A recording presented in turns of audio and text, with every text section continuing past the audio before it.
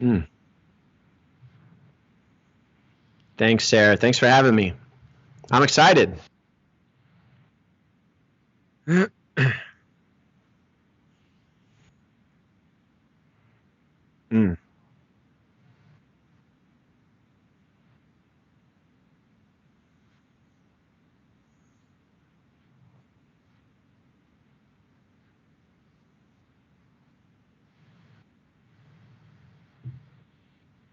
Nope. I know why. It's fixed now. I thought that was a problem. I literally okay, but we've got a whole new setup, guys. Can Okay, I just have to can they hear restart. both of us? Yeah, they can hear Okay. you. I can see your audio things going, but we're gonna have to restart because I have to edit this later into the audio version, which will need everything. Okay, so thank you Okay. guys for giving me the heads up, and we're starting over with audio. What is up, everybody? Welcome to another episode of the Poker News Podcast. I am with a face that you guys will recognize from the World Series of Poker Main Event Final Table, but someone that I have known for almost a decade, which is super freaky, maybe more than a decade. I don't know, a long, long ass time. And it's so good to have you on the show, Garry, because not only do we get to talk about things behind the scenes, which is more my specialty, but also now we get to talk about the felt itself. Like, what an incredible experience. Welcome to the show. Thanks, Sarah. This is this is pretty awesome. We've been, like you said, it's kind of scary to think that we've been doing this for over a decade, and this is the first time we've done this together. So I'm excited. It's gonna be fun.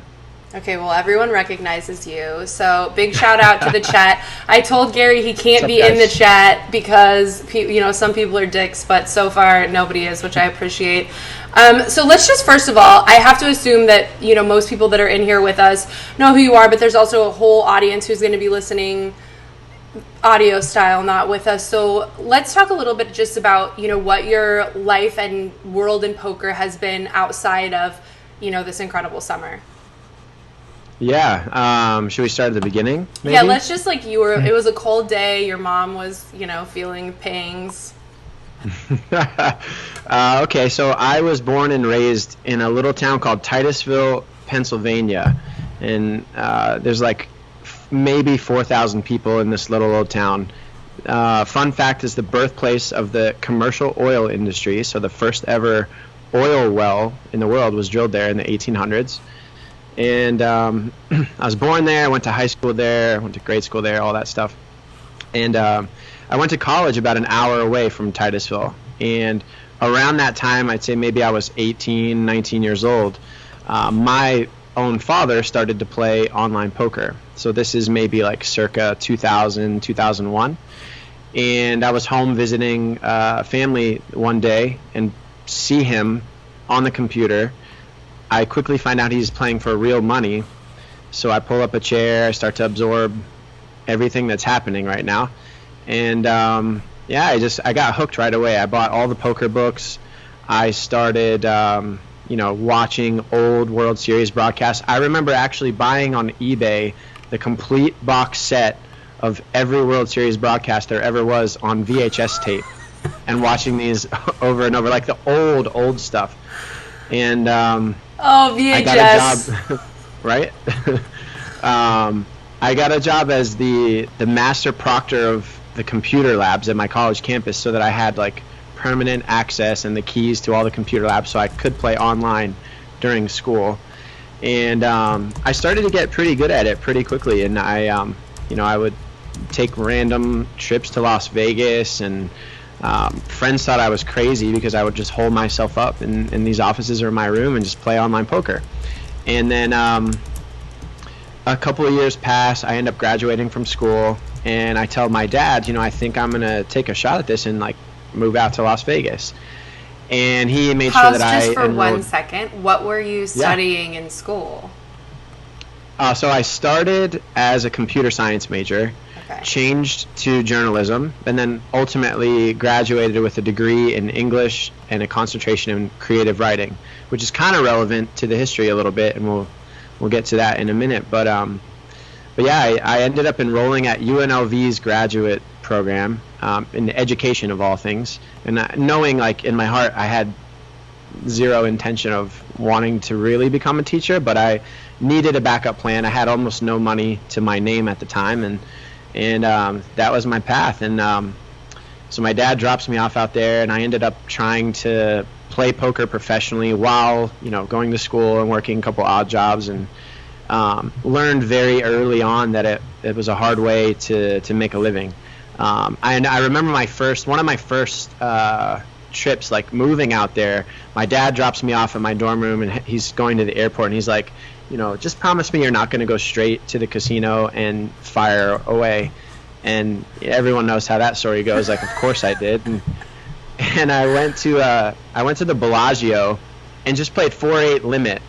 And I remember getting stacked like 6 different times by this old Asian man who just wrecked my world, made me question every decision that I had made. And it was it was a rough start. But then fast forward to, like, let's say maybe 2006, I was playing in a 2-5 no limit game at the World Series, actually, and this guy named Garry Wise, who was one of ESPN's writers, was sitting across the table from me. We start talking, and he tells me that he's starting up his own website called Wise Hand Poker, and he needed writers. So I said, well, I just happen to have graduated with a degree in English and writing, and I love poker, and I'd love to get involved in the space. So I sent him a few samples and started writing for him.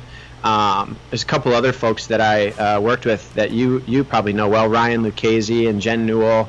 We were writing for Garry at the time, and I think he was paying us maybe $25 an article back then. So we were like really, really grinding. And but through Garry, I met who I consider to be my mentor in the poker world, and one of the co-founders of PokerNews actually is John Caldwell. And John hired me to be a live reporter the first summer that PokerNews had the official live reporting rights to the World Series, which was 2007. So I did that for a summer. John and I hit it off really well, and he promoted me to live reporting manager. I did that for, I think, maybe 3 years or so, and then met you right around, I think, that time, maybe 2010 or so. And then, from there I met a bunch of people at PokerStars, and I left after, I think, about 2 or 3 years at PokerNews and joined the PokerStars family, and have been working there wearing a number of different hats sort of ever since. And now here we are. So I think that's one of the things that I wanted to talk to you about is your transition in poker has been, I think most people find themselves either like immediately in, some sort of a corporate situation, or they find themselves in a role which has like a really clear, especially in a corporate environment, it has a clear path, a clear ladder. And while I think you've always been moving up, you've really worn a lot of hats, and I think dealt with a lot of things that probably a lot of people who are listening or watching have not seen or even realized is a job or something that people are doing. So can you talk a little bit about some of those roles and hats that you've worn?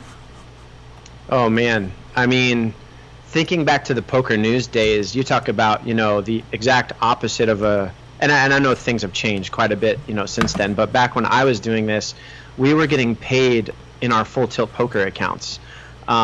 We were I had to do odd jobs for Tony G back then that you wouldn't even fathom, to this day.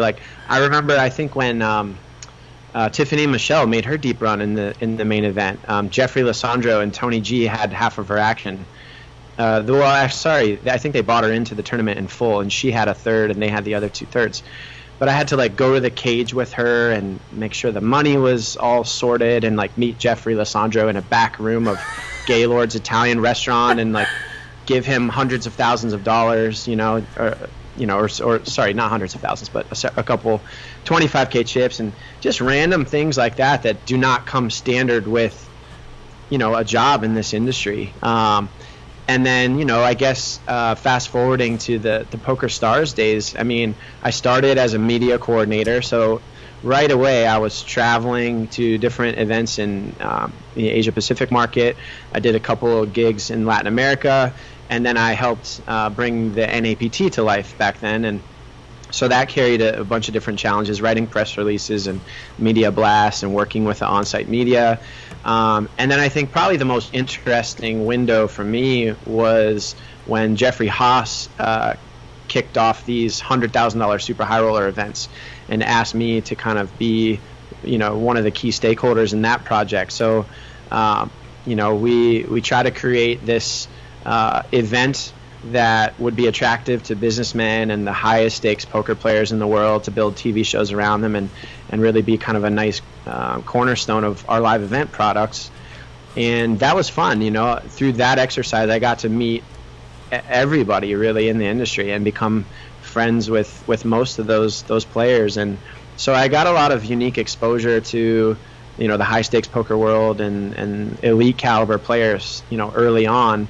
And that as well, like when you're hosting some of those guys, a lot of weird random things come up. I remember one time, this is early, maybe 2011 or 12, Tom Dwan came to one of the events in the Bahamas and asked me to get him 5 computer mice for the purpose of him smashing them in his hotel room, like when he was playing online poker, because I guess in his earliest days, he would just get really mad and break the mice. It's so random. We got him. I don't know if that story's out there now, so sorry, Tom, but that happened. But yeah, there's so many just random things. I've got to meet celebrities and just people from all walks of life, and that was, I think, the highlight for me of just this crazy journey that I've been on. But now it's certainly in today's environment, in the regulated poker world, it's PokerStars, especially in the transition from private to publicly owned, it feels a lot more corporate, and it is a lot more corporate. So it's now I have a bit of exposure to both worlds, and it's been fun. Regardless, I feel lucky to have taken this shot back in 2004 and followed this crazy pipe dream I had, and it's worked out really, really well. So I look back and I'm in so much gratitude with the way things have played out to this point. Well, I think that something that probably people don't realize about you is also, though, that you've been so active in the fight to bring online poker back to the United States, and that's sort of one of the roles, one of the hats that you've worn. And I think everybody's always asking and always curious. And can you talk a little bit at all about what that fight has been like, what the journey's like, what it's like right now really for you guys in Jersey?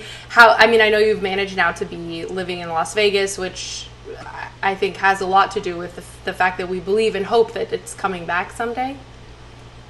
Maybe? Sure. I think I look back to my earliest days working for PokerStars, and then, of course, Black Friday hits. And I think everybody in the company, especially those of us U.S. facing or that had an interest in the U.S., were nervous. Like, are we going to lose our jobs? What's going to happen?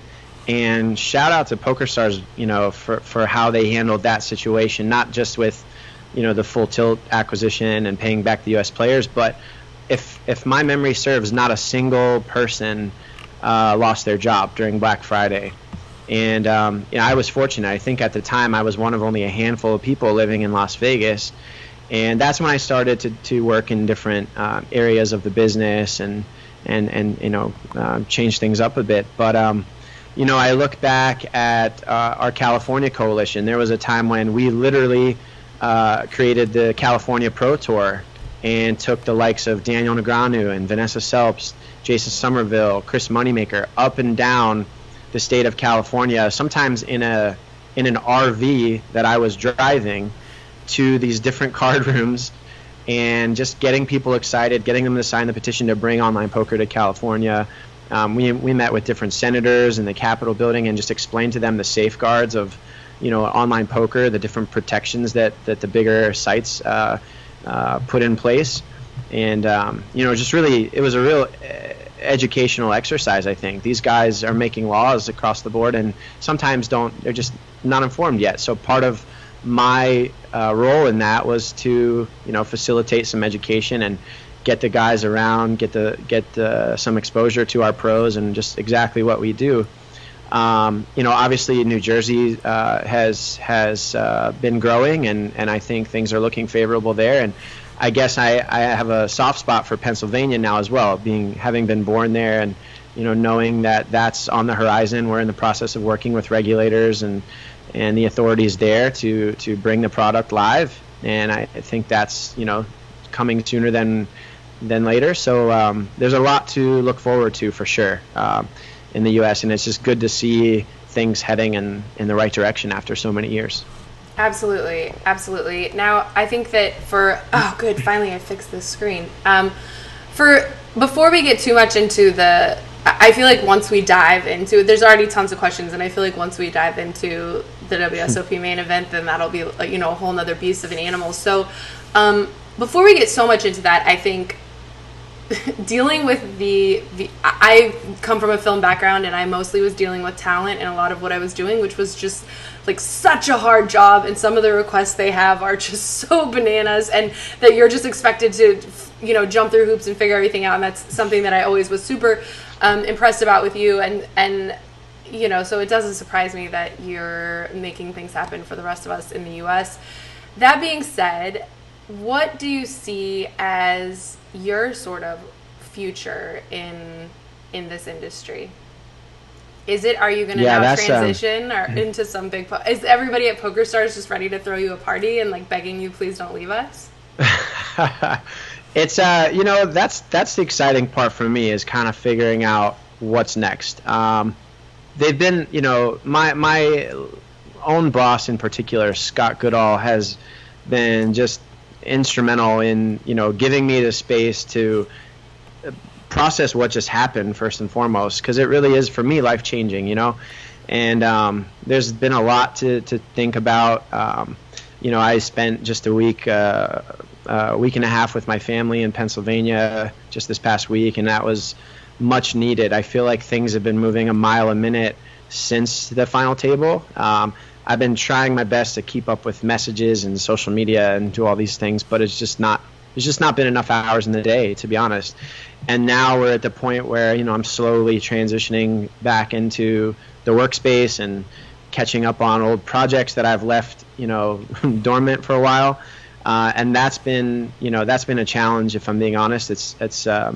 It's not easy. It's a weird thing to describe, and it's just people that I work with have been very understanding and picking up slack where I've left off. Big shout out to Mel Moser and Hilda and Marta and some of these guys that have really stepped up and helped me out. But I don't know. I in terms of my future and looking ahead, I mean, obviously I want poker and the gaming industry to be a part of my life for a really long time, and I think the prospects and opportunities for me have opened up a bit since the main event final table, and I always like to consider myself as a force for good in the industry, and especially as it pertains to the U.S. and moving things forward and growing our game however we can. So I'm going to take it day by day and really make sure that whatever choice I make is in the best interest of my family, my own happiness,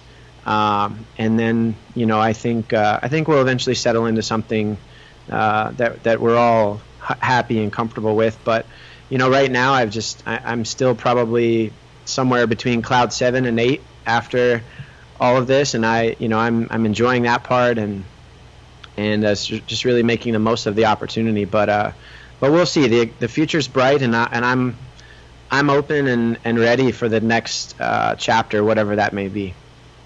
Well, let's just get into the beast then. Let's take it sort of the same as how we take the life story. For someone who's working, behind the scenes, who has tons of friends in poker, what was the initial impetus to play the main event this year? Sure. I played my first main event back in 2010, and I've played 7 times. This was my 7th main event in I think 9 years. I skipped last year due to some personal things, and I can't remember the other year that I skipped, but I've had some success, in years past. Prior to this year, I was 3 out of 6 in cashing. I had a couple deep runs previously. I think my best before this was a 173rd place finish in 2011, my second year ever playing. So once you, and I know a lot of the listeners can probably relate to this, but once you play the main event one time, you quickly realize there's no other poker tournament like it in the world. And I think most people want to do everything they can from that moment on to play it every year. And so, I've always typically sold action or had a backer, previously, and this year was really no different. Financially, I had, I don't want to get too deep into it, but I've never been a good money manager of my life. My parents were both, and sorry, Mom and Dad, but they were just terrible with it. I never had. Sorry, Mom. I never had a. No, I mean it's true. I never had good role models, at least financially, and not to say that I'm putting the blame on anybody else, but I just struggled with that for a really, really long time. I was a degenerate gambler for a lot of my first few years in Vegas, and that set me back, a significant amount. So when the opportunity presented itself this year, and when I had some conversations with Jason, he's like, yeah, I'm happy to continue our arrangement, and so it kind of, I don't know, in a way I was a little bit reluctant heading into the series, because I knew that Marissa and I were trying to save a bunch of money for a future wedding and ring and house and all these different things. I have a lot of obligations that that need attended to, and so when you think about someone like me who doesn't play poker all the time, it takes a minute to dust off the cobwebs and get myself into playing form. So I was probably a little bit reluctant heading into the series about playing some of these events, and I played a bunch online on WorldSeriesOfPoker.com, and shook some of the dust off before my first World Series event, which was the Monster Stack, and I ended up going deep in that. I finished somewhere in the 300s, and then my next event after that was the mini main event, and I ended up going deep in that, also I think in the 300s. So, and these are really big fields, so I was feeling especially this year good. yeah, exactly. I was feeling pretty good heading into the main event, and I just kind of surpassed all of my own expectations, to say the least. And I was really, sitting here now talking to you, I'm so glad that we made the decision to go ahead and play and to do that. But yeah, that's kind of where my mind was at heading into this whole thing. So I think that's something interesting that maybe people don't talk about enough that I'm curious about. So you have the question always, right, which is like, oh, for a professional poker player, like, how does your family and deal with you being a professional poker player? Can they accept it? But I think it's a much different thing to be like a relatively more casual player and still be having partners and people who are really important, who have an influence in your life, to make those kind of decisions, like, okay, $10,000 here, okay, like, it's a lot of money, and when you owe money or when you have big life changes, I think it's interesting. Could you talk a little bit more about how you guys ultimately decided to make the decisions to kind of like, let's spend the money even though maybe we don't have it, or is that like too personal? No, we can talk about it. I mean, look, with Jason, it's pretty public, that Jason staked me in the event. So, and when someone else is taking on the bulk of the financial hit, for me at least, I want to play my A game for that person, of course, but it makes the decision to play a little bit easier. It's just I think the way it is.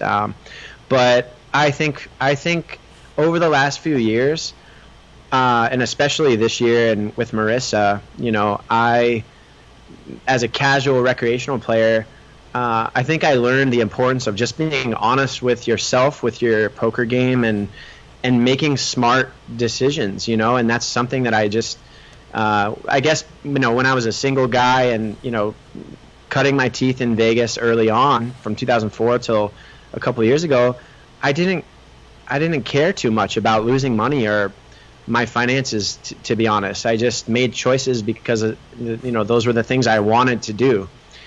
And so now it's just a lot different, when I have a daughter to feed and, a family and other people to consider. I'm finally taking things seriously, and I think, for other casual and recreational players out there, that's super important. Like, don't make the same mistakes that I did, early on. I mean, treat it, if you're going to do it and take it seriously, treat it like a business, even if it's a part-time thing that you're doing. Be honest with yourself. Don't play events if you can't afford them. Set aside, talk to the people in your life, especially if you're married or have a girlfriend, and set yourself a budget to do this stuff, that and make it an amount that if you lose, it's not going to ruin your life. It's not going to change your current trajectory that much. And I learned that stuff the hard way early on, and I don't think that it's all that common for a guy like me who's made those choices in the past to just get this reset button gifted to them the way that I did. And so I feel, especially blessed about that. And so now those problems are gone. But now for me, I'm sort of shifting focus to the future and making sure that I don't ever have to deal with that stuff again. And I'm making, good choices. So, and you see it, it is a dream to play the World Series main event, and something that I think most players never, take for granted. But like I said, it's just, it's really important to make those smart choices, and, just be honest with yourself. If you can afford it, or if you've got people that are willing to take action with you, then great, give it a shot. But, just don't do things the way that I and so many others do when you come up in this game. I think that's very important. Well, shout outs in the chat to people just appreciating your candor and your honesty. And I'm sure you've talked about this ad nauseum at this point, but when you think about some of the things that change the way people play poker, one of them is, the common, like, playing with scared money. I think that's like putting people in, it's easy to put people in really tough spots when they're really freaked out about the money. So let's talk a little bit about your journey in the main event. You maybe didn't necessarily have to sweat that as much, but like you said, you want to play your best. Like, Jason's one of your closest friends and just an awesome dude anyways. So let's talk about some of the decisions and moments that were pivotal for you really over the course of the whole journey. And we can get more into like the actual final table itself, but over the course of, say, the 7 days leading up to the final day, were there some moments where you were put in really tough spots, or did it seem to go kind of smooth the whole way? So I guess for me, because I don't study the game nearly as much as the pros do, I rely so much on my intuition, my experience. And, just having been there before, I think gives me a little bit of an edge, just being deep in the main event. But one of my strengths, and maybe it's a byproduct of the lifestyle I've lived to this point, is I'm not afraid to, do something a little crazy when I need to. Maybe not like the level of Vanessa Selbst in a Jack 7, 6 or 7 bet. But there, I'm able to separate myself from the buy-in and I don't look at it like, oh, I could win or lose a Kia in this hand. It's just, your chips are your tools, and you want to use them the best way possible. So being around guys like Jason and Bryn Kenny and just other people that, I've been around for this last decade plus. I think I've always learned to, when I'm playing a poker tournament, I'm playing to win. I'm not playing to min cash or just squeak my way into the money. And so that's more or less my style.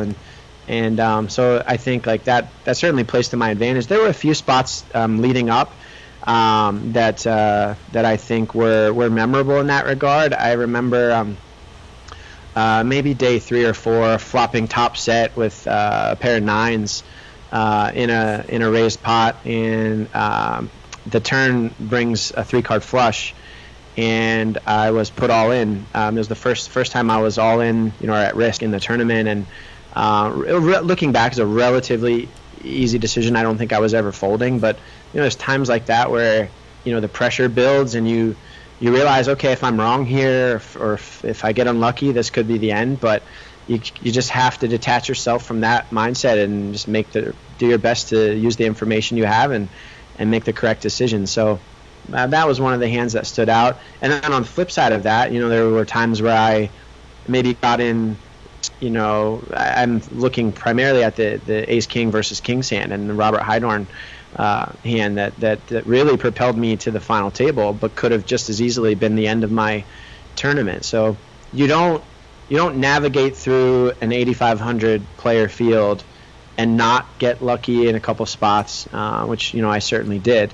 But I think for the most part, this year's main event journey, when I'm looking back at all the days, I think with the exception of day one where I bagged slightly less than starting stack, I had a nice kind of trajectory and laddered up almost every day, I think, till the last day. So I don't want to say it was all smooth sailing, but I probably ran a little bit better than EV, I would say, and especially on day 8 where I climbed from 99 million up to 170 plus, and so I'd say it was a bit of a mixed bag, but for all intents and purposes I ran pretty well during this year's main event.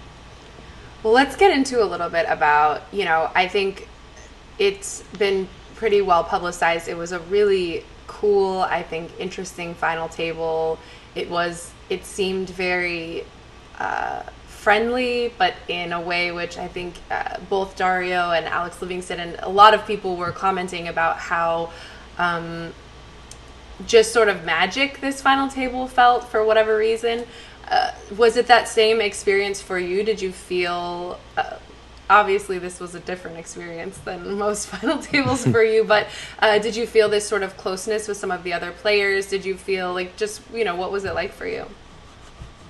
Yeah, without question. I think most of the guys at the final table I got a chance to play with a little bit, in the days prior. Nick Marchington was someone that I got sat with, I think, on day 6, and hit it off with right away. That kid's got a bright future ahead. I know he's struggling through a bit of a drama situation of his own right now, but he's, let's not forget, I think he's 21 years old. He's learning. It was his first ever main event. He's learning a lot of this stuff, as he goes. But I think he'll find a way to push through this one, and we're going to see him again, no doubt. Dario, obviously I've worked with him on the PokerStars side of things. So I was wondering about that because he has played so many high rollers and I was like, oh, they must have a really interesting dynamic. Yeah, Dario's he's one guy I haven't worked a ton with, but I literally got sat to his immediate left. I think it was day 7 maybe, when we're down to the final 2 or 3 tables. And we certainly chummed it up a little bit and joked around. It was actually a bit comforting to have a guy like that who and have somewhat of a rapport with, sitting right next to you with the cameras in your face. It just helps you relax and settle into the reality of what's happening. So it was good to have him at the table. Guys like Alex, man, that dude's like, Canadians have a reputation for being just the nicest people ever, but Alex is no exception. Just a great dude through and through. Nothing but respect for that guy. I got to know Milos a little bit and sat next to him a couple days. He and I have a lot of mutual friends, so that was a cool dynamic. There's no doubt about it. Like, I would have been happy for any one of those guys at the final table to have been the champion this year. I think they were all just deserving, good guys. There were a couple moments where I looked to the morning of the final table.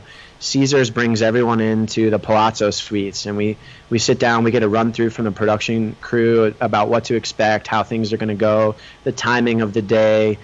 Jack Effel's in there, Seth Polanski, Ty Stewart, all the primary stakeholders from Caesars, and we just, I don't know, all of us were just like, chumming it up and sharing stories and laughing, and it was just a really good vibe from those guys from the beginning. And I remember too, I think it was either right before I think it was right before we started play at the final table. I'm standing in a circle with Dario and Milos and maybe Alex, and we just kind of had this moment where we just allowed the reality of of the situation to set in, and we just appreciated that we got to share that with this group, and it was just, I don't know, it was just a positive experience the whole way through, for sure. So I think I can only say from my own experience, of course, I've played some tournaments where, you know, we were talking about thousands of dollars on the line, thousands. And it's always such a buzzkill, basically, to bust a tournament, right? It's like, do you, like, walk out of the casino? Then, like, that's when I end up, like, degenning on blackjack or whatever else so I can somehow, like, keep this going. And I cannot even imagine the just totally cosmic experience that it must be to also bust the main event, especially after how long and crazy of a journey was it. What was it like for you? And you said, you know, you've really been decompressing from the whole thing. You'll probably be decompressing for a while, but just talk us through a little bit about, you know, what that journey's been like. Sure. I think what is the common thing that poker players say, like busting from the main event is the worst day of the year for any serious poker player, right? Yeah.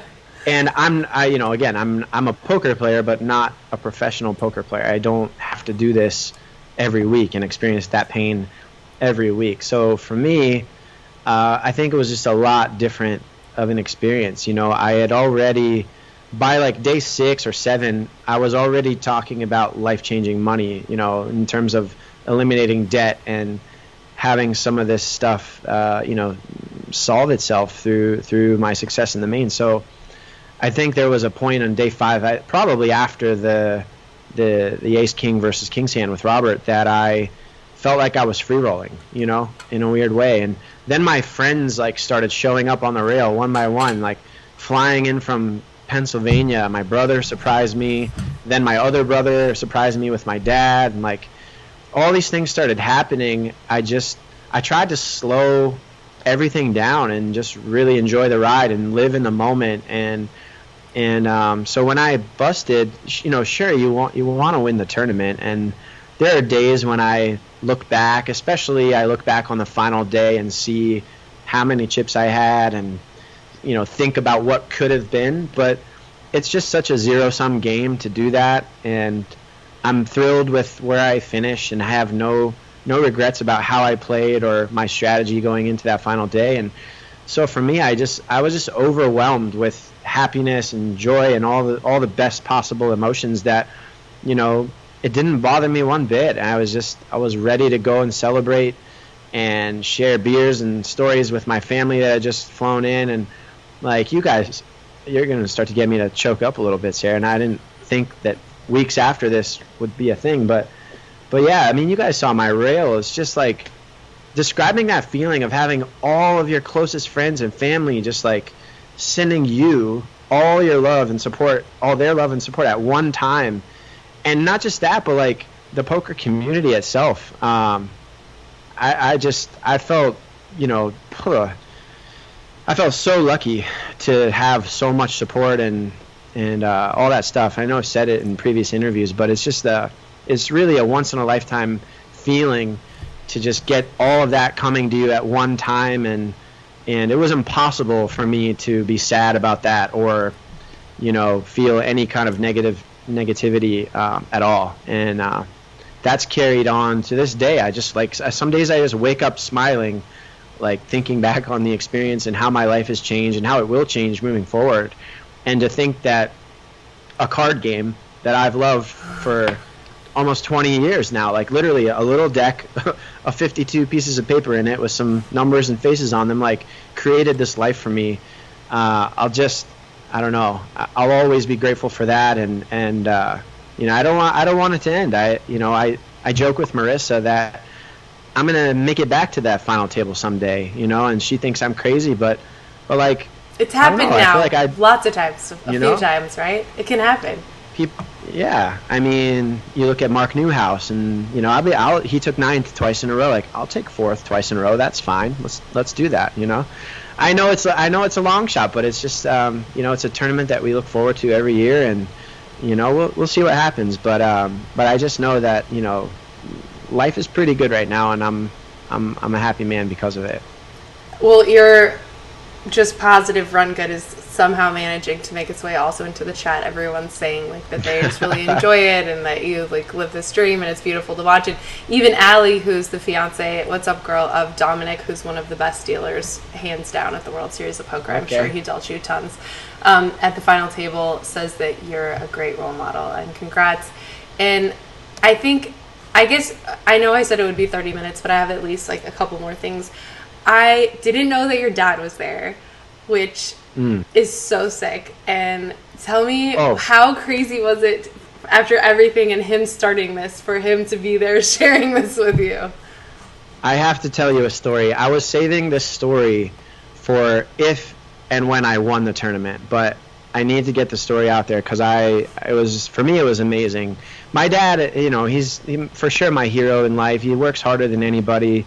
He's been a selfless guy. He just does everything for everybody else. But he was the guy that got me into poker. And, he's followed my journey, been my biggest fan this whole time. And about 4 years ago, my dad he and his partner had just purchased an old, I think it was a car wash or a beer distributor or some building like this, that they were converting into a pharmacy. His partner's a pharmacist, and my dad's got a construction background, so he was up on the roof of this building. It's like a 2-story building, and he fell through the roof. And he pretty much broke almost every bone from his neck to his waist, and was like, this is a happy ending, Sarah. Don't worry. Don't let me derail you. But he broke his sternum and half his ribs and all this stuff. And he was life-flighted to the hospital and was unconscious for about, I think it was 8 days. And, we weren't sure what was going to happen. He was on a respirator, not breathing on his own. And he's young. He's 60 now, so I think he was 56 at the time. And so I flew from Vegas back home to Erie, where he was in the hospital. And as a twist of fate, the guy that I've known this guy since maybe I was in kindergarten. I went to kindergarten, grade school, junior high, senior high with this guy named Greg English. He sat next to me in high school lunch. He went on to become an Ivy League trauma doctor. And I get to the hospital, and some way, somehow, like he's my dad's doctor, and sees him through this whole tragedy.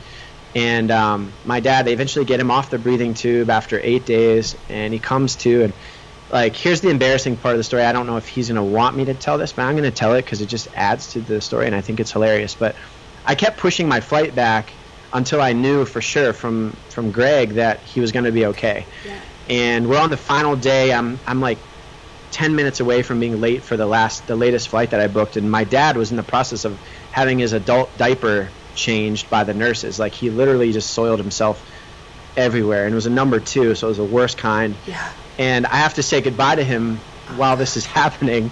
So I'm like plugging my nose, like, Dad, I've got to catch my flight. And he's still coming to from the drugs and everything else as well. But he literally looks me in the eye. He realizes it's me. He grabs my face, like, by the chin, and he goes, "Son, go win the World Series of Poker." That's literally what he said. And I hung on to that. I think I ended up cashing in the World Series that year.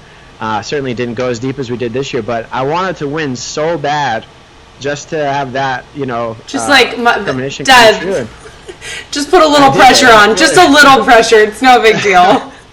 But it was just so, I don't know, the moment was like so pure and sincere, and he was just like, he's just been such a fan of mine and supported me the whole way and through ups and downs. And it was really special to have him on the rail and living through that with me. I told you, don't do this, Sarah. I'm gonna cry. I can't though. It's like you can't make this shit up. It's so awesome and crazy, and like, you just can't. You can't imagine. So yep. I know that you spoke about Marissa, and who's your girlfriend, and we talked a little bit about, right afterwards. I know everything's so overwhelming, but we talked about some ways that your life will probably change. One of which is you said you may or may not buy a ring someday. This is girl talk, guys. This is what girls get into. So let's talk about some of the ways that you see, some of the ways that you feel like your life has changed already, and some of the ways that you see it changing in the near future. Yeah, sure. well, first and foremost, the first thing we did when the dust started to settle, I logged into my computer and just went through and breezed through all the debt and just wiped away all that stuff. So that, crazy. Click, paid. Yeah. And like some people, I'm sure they'll like go out and buy something new or, spend the money that way. And that's tempting. But for me, taking care of the debt almost felt like I was doing that. It almost felt better in a way than if I bought a new car or did something. So that was number one. Number two, I've tried at least the last couple of weeks just to, like I said, decompress and spend some time with the family. And so we actually, say 7 months ago for Christmas, I got my daughter these tickets to a concert for a girl called JoJo Siwa. And I'm going to guess like maybe 90+% of your viewers will have no idea who that is. Maybe the parents will. The moms and dads out there might. But she's like, imagine like Rainbow Bright meets Hannah Montana meets Honey Boo Boo. Like that's how I envision this girl. Something I can get behind for sure. You might have to someday with your own incoming kiddo, but she wanted to go to this concert so bad, and it sold out everywhere. So I managed to find tickets to the event in Pittsburgh, where my family's, they're from that area. So we had plans to pick her up in Kansas City and take a road trip to Pittsburgh. So then all this stuff happens in between, and just allowed us to really we extended our trip a little bit. We went to the zoo. We got to go to Cedar Point, which is like one of my childhood, memories of that place. It's still awesome, still the exact same place that I remember it. And so my friends set up we had a cookout at my best friend Matt's house and got to see some friends from high school that I hadn't seen in years, like literally a decade plus.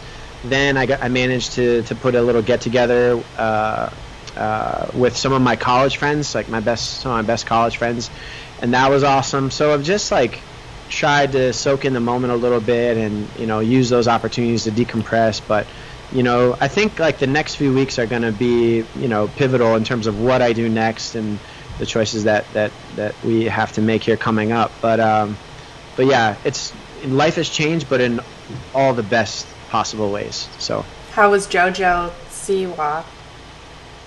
Oh my God! Imagine, my daughter loved it. She loved it, but she came up with this thing you probably see in most department stores called the JoJo bow. You might have even seen it before. It's this giant bow that the girls wear. I've actually heard of that. Yeah. Well, she was the catalyst for that, and so my daughter, she wore 4 bows in her hair. Oh, good. One of them fell out because she was dancing so hard at this concert. So she put it on me. We called it my JoJo bow tie. So I had that on my shirt. We're dancing around. But yeah, just imagine 8,000 plus screaming 5 to 16-year-old girls, all glittered out and bedazzled out with their neon colors and JoJo bows. It was both awesome and my worst nightmare at the exact same time. That's what it sounds like. That's exactly. It sounds like both. I want to blow my brains out, or I want to video everything. I'm not sure. Exactly. Well, Julio wants to know what's next for you poker-wise.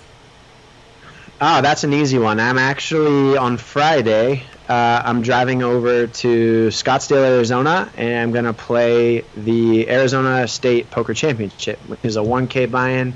Runs from August 9th through the 13th. If anyone's interested and wants to make that trip, I've heard great things about this tournament. Kelly Minkin told me about that tournament ages ago. She said it was one of her favorites and one of the reasons she got into poker. Yeah. Who has a state poker tournament? Is it the only one? Is there other states? Arizona. Wow. I think California does one. There's probably a few states that have them. But yeah, I'm excited. There's a lot of my close friends are coming. Ronnie Barta's going to be there. Johnny Vibes is coming over. I'm going to spend some time with Kevin O'Donnell, who owns I don't know if he still owns it, but he launched started up a bar and restaurant over there called KO's, which I've been dying to get to. And I have some really close friends in Arizona as well. Shout out to Matt and Jenny and Jocelyn and Jaden and Dane and all those guys. So we'll spend some time with them. But that's my next poker tournament, and I'm dying to play again. It's the withdrawal is real. I think finishing 4th in the main, you wanna play the next event tomorrow. So it's been a long wait, but I'm excited to play. So. Well, Sean McCormick says he will see you in Arizona, so clearly they're going to have either some great tournament staff or Sean will be playing. I'm not sure. But I think he's playing. He reached out on Twitter, said he'll see me there, so it'll be fun. I love it. All right, well, I know I already took you like 20 minutes over our scheduled time, but it was just so good to talk to you, and I'm just so happy to see you in this spot, and it was just so awesome to watch your whole journey. And for those who maybe didn't know you before, where can people find you on the interwebs? Yeah, I think Twitter and Instagram are the best, and my username is the same on both, just at Garry Gates, 2 R's in Gary. But I've tried my best to reach out to everybody who's reached out to me and to mix it up with everybody. I've gotten so many just awesome messages from people telling me, like a random guy who likes poker, that my run was an inspiration to them, and like that's just surreal to me. So I don't know, I want to do my best to engage with those guys and let's make the most of this that way. But if you see me in Arizona or anywhere else, like don't be afraid to come up, say hello. I love hearing other people's stories and about their journeys and just enjoying this ride that we're on. So. Well, everyone, I think you've clearly got a lot of new fans. Everybody in the chat is also now your fan, and we know that all the moms out there are following Garry Gates. PokerNews podcast family knows my mom loves you. Lynn Gilmachin's mom doesn't watch watch poker, but she was watching your whole journey. It seems like there's some love from the mom crew for sure. So don't hesitate, ladies. But he's not single. Okay. Speaking of moms, though, I mean, we're really excited for you to finish your journey. You've been wanting this so bad for so long, and I know all of us are just like super thrilled for you. So you better pop that baby out soon so we can start doing some double dates with the fam. That's right. Oh, I can't wait. Oh, and really, Scarlett's what, 5, 6? She's gonna be 7 next month. So oh my gosh, what is happening? What is happening? She's gonna be like babysitting soon. I gotta get this thing going. All right, well, I adore you as always. You're the best, and thank you everybody who joined us for listening, watching, and we will just catch you on the flip side. Bye, Sarah. Love ya.